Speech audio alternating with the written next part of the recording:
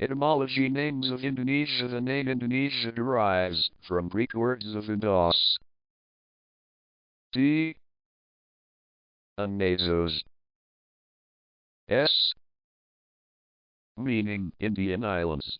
The name dates to the 19th century, far predating the formation of independent Indonesia. In 1850, George Windsor Earle, an English ethnologist, proposed the terms Indonesians and, his preference, Malayonesians for the inhabitants of the Indian archipelago or Malay archipelago. In the same publication, one of his students, James Richardson Logan, used Indonesia as a synonym for Indian archipelago. Dutch academics, writing in East Indies publications, were reluctant to use Indonesia. They preferred Malay archipelago, Dutch, Malayscharchipel, the Netherlands East Indies, Netherlands Oost-Indie, popularly Indie, the East, to Oost, and Insuland. After 1900, Indonesia became more common in academic circles outside the Netherlands, and native nationalist groups adopted it for political expression. Adolf Bastian of the University of Berlin popularized the name through his book Indonesian oder die Inselden Malaysian Archipels, 1884-1894. The first native scholar to use the name was Ki Hajar Dewantara when in 1913 he established a press bureau in the Netherlands, Indonesische Pers Bureau. History of Indonesia. Early history of Borobudur, carved on Borobudur Temple, c. 800 CE. Outrigger boats from the archipelago may have made trade voyages to the east coast of Africa as early as the 1st century CE. Fossilized remains of Homo erectus, popularly known as the Java man, suggest the Indonesian archipelago was inhabited 2 million to 500,000 years ago. Homo sapiens reached the region around 43,000 BCE. Austronesian peoples, who form the majority of the modern population, migrated to Southeast Asia from what is now Taiwan. They arrived in the archipelago around 2000 BCE and confined the native Melanesian peoples to the far eastern regions as they spread east. Ideal agricultural conditions and the mastering of wet field rice cultivation as early as the 8th century BCE allowed villages, towns, and small kingdoms to flourish by the 1st century CE. The archipelago's strategic sea link position fostered inter-island and international trade, including with Indian kingdoms and Chinese dynasties, from several centuries BCE. Trade has since fundamentally shaped Indonesian history. From the 7th century CE, the Sriwijaya naval kingdom flourished due to trade and the influences of Hinduism and Buddhism. Between the 8th and 10th century CE, the agricultural Buddhist Sailendra and Hindu Mataram dynasties thrived and declined in inland Java, leaving grand religious monuments such as Sailendra's Borobudur and Mataram's Prambanan. The Hindu Majapahit kingdom was founded in eastern Java in the late 13th century, and under Gajah Mada its influence stretched over much of present-day Indonesia. This period is often referred to as a golden age in Indonesian history. The earliest evidence of Islamized populations in the archipelago dates to the 13th century in northern Sumatra. Other parts of the archipelago gradually adopted Islam, and it was the dominant religion in Java and Sumatra by the end of the 16th century.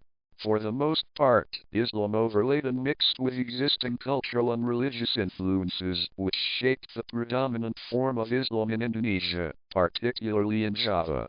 Colonial era Dutch East Indies. The submission of Prince Diponegoro to General de Kock at the end of the Java War in 1830. The first Europeans arrived in the archipelago in 1512, when Portuguese traders, led by Francisco Serrao, sought to monopolize the sources of nutmeg, cloves, and cube pepper in the Maluku Islands.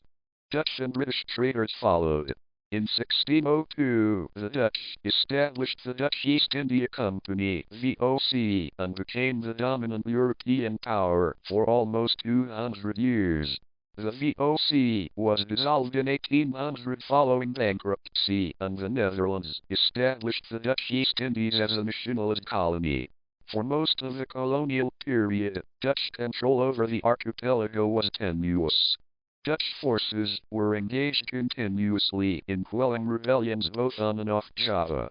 The influence of local leaders such as Prince Diponegoro in central Java, Imam Bonjol in central Sumatra, Kadamora in Maluku, and the bloody 30-Year War in Aceh weakened the Dutch and tied up the colonial military forces. Only in the early 20th century did Dutch dominance extend to what was to become Indonesia's current boundaries.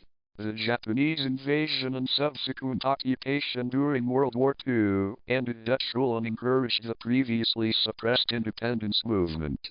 2 days after the surrender of Japan, in August 1945, Sukarno and Muhammad Hatta, influential nationalist leaders, proclaimed Indonesian independence and were appointed president and vice president, respectively.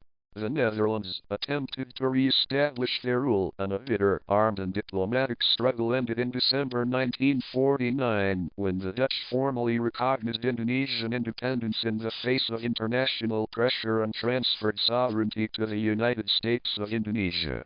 Despite extraordinary political, social and sectarian divisions, Indonesians, on the whole, found unity in their fight for independence. Post-World War II as president, Sukarno moved Indonesia from democracy towards authoritarianism and maintained power by balancing the opposing forces of the military, political Islam, and the increasingly powerful Communist Party of Indonesia, PKI. Tensions between the military and the PKI culminated in an attempted coup in 1965. The army, led by Major General Suharto, countered by instigating a violent anti-communist purge that killed between 500,000 and 1 million people. The PKI was blamed for the coup and effectively destroyed. Suharto capitulated on Sukarno's weakened position, and following a drawn-out power play with Sukarno, Suharto was appointed president in March 1968. His New Order administration, supported by the United States, encouraged foreign direct investment, which was a crucial factor in the subsequent 3 decades of substantial economic growth. Indonesia was the country hardest hit by the 1997 Asian financial crisis. It brought out popular discontent with the New Order's corruption and suppression of political opposition and ultimately ended Suharto's presidency. In 1999, East Timor seceded from Indonesia, following its 1975 invasion by Indonesia and a 25-year occupation, marked by international condemnation of human rights abuses.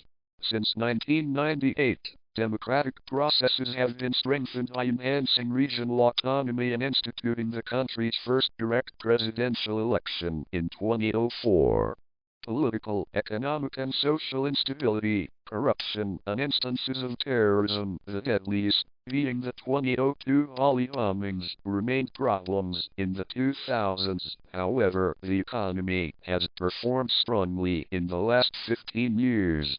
Although relations among the diverse population are mostly harmonious, acute sectarian discontent and violence remain a problem. In some areas, a political settlement to an armed separatist conflict in Aceh was achieved in 2005 following the 2004 Indian Ocean earthquake and tsunami that killed 130,000 Indonesians.